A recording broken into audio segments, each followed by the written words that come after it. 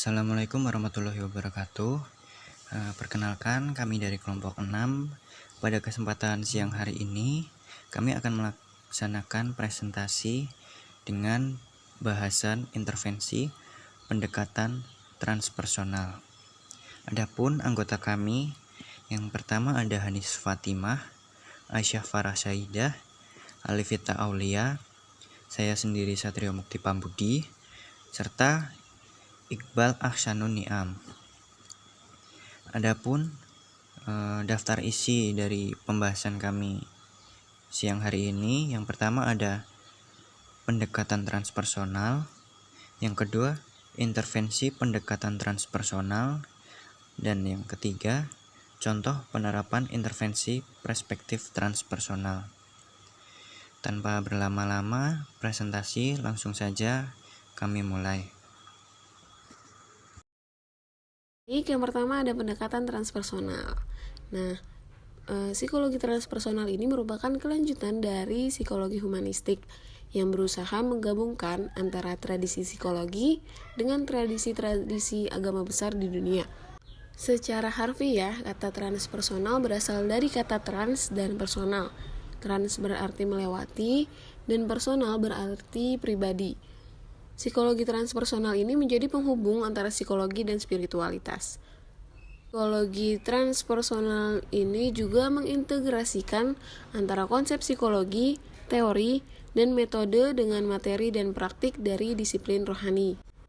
Jadi, pendekatan transpersonal dapat didefinisikan sebagai pencapaian fungsi hidup, jiwa, dan kosmos dengan kesadaran dan pengalaman religius menggunakan bermacam metode, yaitu konvensional dan tradisional.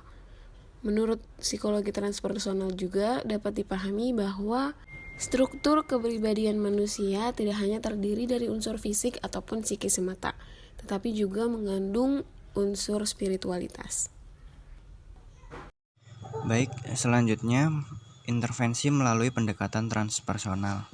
Dalam pendekatan transpersonal, yaitu menggabungkan conscious ego dengan subconscious yang ada di dalam diri, dengan maksud untuk mengaktifkan dan mengembangkan kemampuan individu untuk menyembuhkan diri, atau sering disebut dengan self-healing. Selanjutnya, hasil yang ingin dicapai dari intervensi transpersonal antara lain, yang pertama, ada pemahaman bahwa ide, kepercayaan, dan ekspektasi ketiganya memainkan peran dalam perwujudan pengalaman pribadi. Yang kedua, menyadari dan kemudian menelaah ide, kepercayaan, dan ekspektasi yang dipunyai. Yang ketiga, memahami dan mengapresiasi kekuatan pikiran konsius. Hal ini sangat penting. Lalu yang keempat, memilah-milah dan berdamai dengan kepercayaan-kepercayaan yang bertentangan. Lalu yang kelima, meminta bantuan dan bimbingan dari hati nurani. Ego dan hati nurani harus selaras. Selanjutnya, metode-metode yang bisa dilakukan dalam intervensi transpersonal. Yang pertama ada Rowan pada tahun 1993. Ia menggunakan metode spiritualitas berupa terapi-terapi transpersonal, imaging work, meditasi, dan doa. Yang kedua ada Matt Zenner dalam Clark 2004, menggunakan teknik mendengarkan klien dalam hal mimpi, mitologi, ide-ide, dan pengalaman yang mengandung suatu hubungan dengan alam semesta. Yang ketiga ada R.D. Laing dalam Clark 2004. Perlunya penggunaan intuisi dan insight bagi terapis. Lalu yang keempat ada Bernstein tahun 2000. Ia menggunakan teknik meditasi, psychedelic, biblioterapi spiritual, LSD jika dilegalkan. Lalu hipnosis terhadap kehidupan di masa lalu, yoga, visualisasi, psikodrama, dan holotropic breathing. Selanjutnya yang kelima ada Davis pada tahun 2011. Ia memodifikasi perilaku, rekonstruksiasi kognitif, praktik gestalt, psikodinamika, dream work, terapi musik dan seni, serta meditasi. Lalu yang terakhir ada Firman pada tahun 2011. Ia menggunakan psychosentesis. Baik, untuk selanjutnya yakni mengenai contoh penerapan intervensi dalam perspektif transpersonal. Yang pertama yaitu ada empathic love therapy. Nah, empathic love therapy ini pada dasarnya sebuah terapi yang menekankan pada individu bagaimana individu dapat menerima dan mencintai semua aspek yang ada dalam diri individu. Dalam empathic love, proses disidentifikasi atau proses mengobservasi diri atau proses menggali diri sendiri. Konsep saya itu harus menemukan pengalaman membahagiakan, menyedihkan, perasaan, dan pikiran akan kejadian sekarang. Pengalaman-pengalaman yang telah lalu sangat mungkin untuk bertentangan satu sama lain. Oleh karena itu, dibutuhkan empati dan cinta untuk menyatukan aspek tersebut ke dalam kepribadian.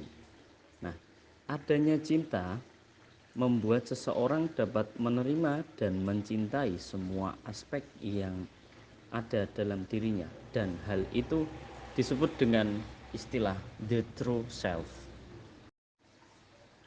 Di lain sisi, empathic love therapy ini bisa juga untuk mencapai keterbukaan dan dialog antara hati, pikiran, dan tubuh agar individu sehat dan bertumbuh.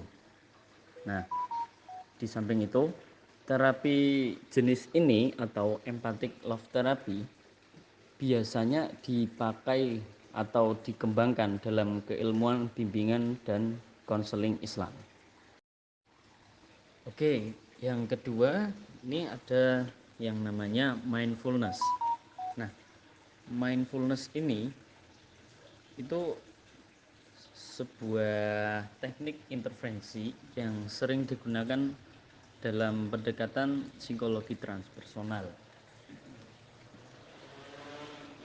Teknik mindfulness ini terinspirasi dari ajaran meditasi Buddha Vipassana. Nah, dalam mindfulness ini tidak menghilangkan kesedihan atau emosi negatif lainnya. Namun, teknik ini mengubah hubungan klien dengan emosi negatif tersebut melalui meditasi dan latihan kesadaran. Nah, dari langkah ini, klien dilatih untuk mampu memberikan respon negatif akan kesedihan dan mencari solusi untuk menghadapi situasi tersebut. Dengan latihan rutin, klien bisa menggunakan teknik tersebut kapanpun mereka ketika merasa dikuasai oleh emosi negatif. Teknik ini atau teknik mindfulness juga menjadi langkah untuk mengembangkan kebiasaan dan perasaan bermanfaat lainnya, seperti suasana hati, pikiran positif, disiplin diri, dan pola tidur yang sehat. Bahkan bisa juga untuk meningkatkan toleransi terhadap rasa sakit yang dialami. Mungkin itu saja yang dapat kami sampaikan mengenai tema bahasan intervensi pendekatan transpersonal. Kurang lebihnya kami dari kelompok 6 memohon maaf yang sebesar-besarnya. Wassalamualaikum warahmatullahi wabarakatuh.